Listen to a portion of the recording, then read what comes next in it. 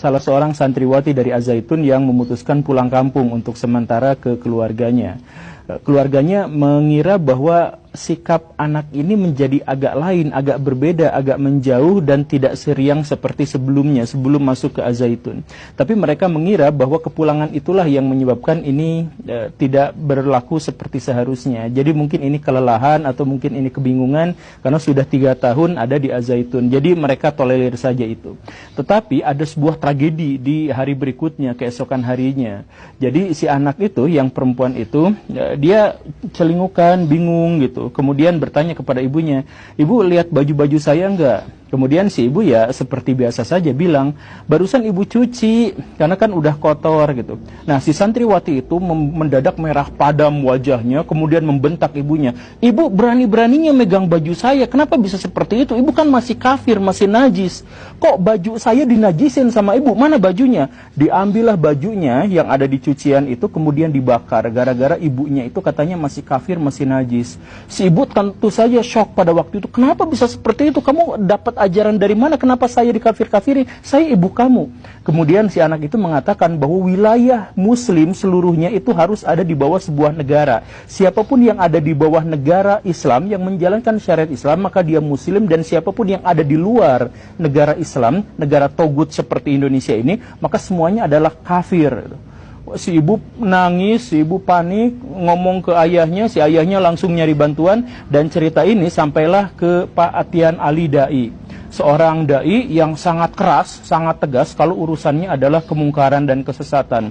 Mendengar cerita itu, Pak Atian Ali langsung membuat sebuah investigasi, mengumpulkan massa, cari informasi ke sana ke sini, dan akhirnya disimpulkanlah menurut Pak Atian Ali bahwa Az-Zaitun ini adalah pesantren yang merekrut NII KW 9, pesantren yang merekrut orang-orang untuk menjadi separatis, untuk membuat orang-orang mengkafirkan semua di luar golongannya, di luar kelompoknya. Lu kafir, dan mereka semua, orang-orang itu secara berkala masuk ke kampung-kampung, masuk ke kota-kota untuk merekrut anggota, untuk merekrut jamaah, untuk diambil uangnya, dan kemudian untuk dicuci otaknya. Mereka biasanya punya modus bahwa kalau kalian hidup di Indonesia, Indonesia itu kan tidak menjalankan syariat Islam. Kalau tidak menjalankan syariat Islam, berarti pemimpin Indonesia itu bukan imam kaum muslimin. Sedangkan di dalam Islam dikatakan bahwa orang Islam itu harus memiliki jamaah. Hanya itulah yang selamat. Jamaah itu dipimpin oleh seorang imam, yang tentu saja itu sesuai syariat. Kalau misalkan dipimpin sama presiden, yang dia dipilih oleh muslim dan non-muslim dan tidak menjalankan syariat Islam, maka presiden itu kafir. Kemudian orang-orang yang tunduk taat pada peraturan-peraturannya juga adalah kafir. Nah, biasanya doktrinnya itu adalah seperti itu. Nah, doktrin dari orang-orang yang seperti itu, yang saya percaya ada di antara baraya yang pernah bertemu dengan orang seperti itu dan mengajak baraya ke jamaahnya. Saya yakin ada di antara baraya yang seperti itu, karena memang masif. Nah, menurut Pak Atian Ali, markas besar dari kelompok ini itu adalah di Az-Zaitun, markas pesantren terbesar di Asia Tenggara. Investigasi berlanjut, dan tentu saja bukan hanya dilakukan oleh Pak Atian Ali dengan FUUI-nya, tetapi melibatkan banyak sekali orang, banyak sekali pihak. Ada MUI masuk ke situ, ada NU masuk ke situ, kemudian banyak jurnalis, media-media, penulis buku, termasuk juga BIN masuk ke situ.